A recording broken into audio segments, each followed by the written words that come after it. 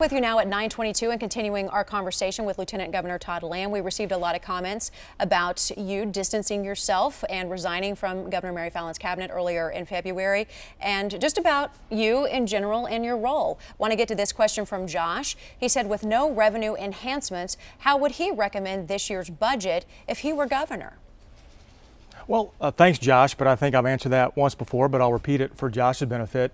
The budget's not just a piece of paper with a bunch of numbers on it. It's an ongoing conversation. The conversation that I've had with legislative leadership, members of the House, members of the Senate, is we must continue to streamline government. I've talked to agency heads and directors and citizens on boards and commissions. They're saying there's still opportunity to streamline more, to cost save the taxpayer, but also, as I said earlier, tax incentives and tax credits. They've been looked at in Oklahoma, but they've not been examined thoroughly, maybe large enough teeth, high enough magnification on the lens in which you're looking at the tax credit or tax incentive. I think we should look at those before we ask taxpayers to send more to the state capitol. We're sending a lot there now. A lot of families are sending money there now, a lot of money.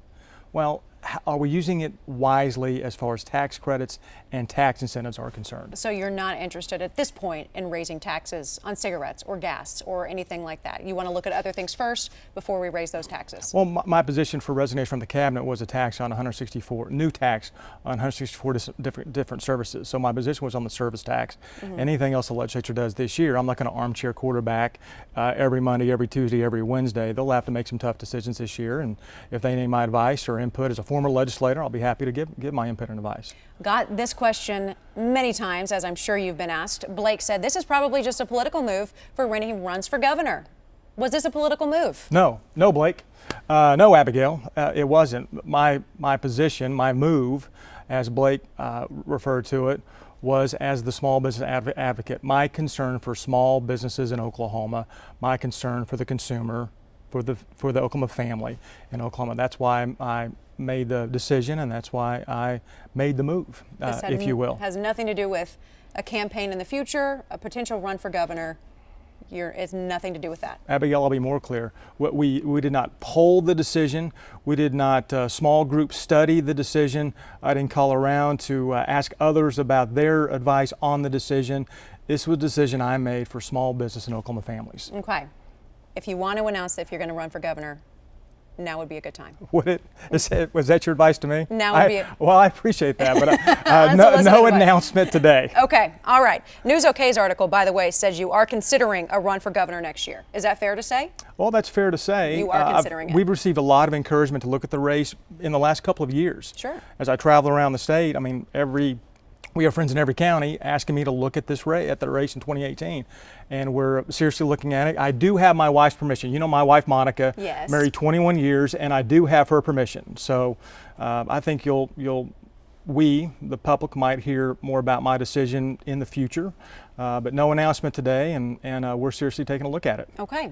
A strong look at it. We will stay tuned. We got another question from Keith. Where does he think we need to get more tax revenue from?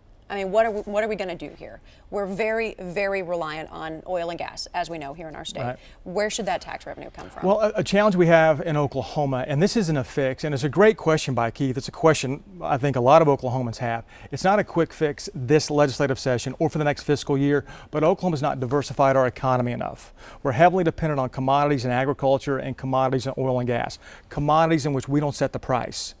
That's where a lot of our revenue comes from. So Oklahoma must do a better job in the future, 15, 20 years, to diversify our economy for the next generation.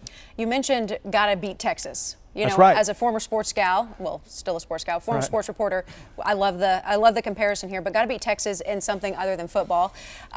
We talk about teachers. I mean, we interview teachers all the time that either leave the profession altogether or they go to Texas where they can automatically make $5,000, $10,000 more.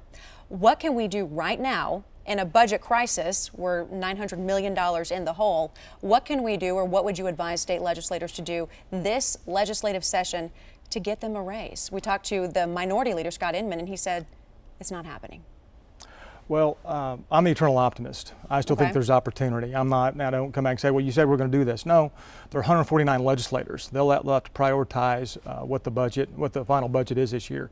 But outside of interviewing or talking to teachers, I'm married to one.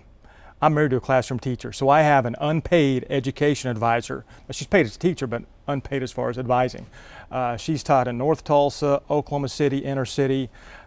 She's got a lot of experience, my wife does. So I'm married to a teacher. I see firsthand the challenges that the teachers have.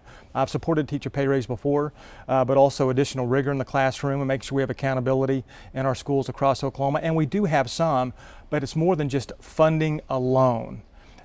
Our teachers are incredible assets for future generations. We don't want to lose anybody to Texas. We don't want to lose our teachers to Texas, scientists to Texas, a doctor to Texas. We want to keep our teachers here, and a way to do that is to provide a significant teacher pay raise for our educators. Okay. All right. Lieutenant Governor Todd Lamb, thank you so much for your Thank time. you. We certainly appreciate it. A lot more to come. But yeah, appreciate the time. We know you have a very busy schedule, especially this time of year. Well, it's So always a thank you pleasure so to be with you. much. Thank you. Absolutely.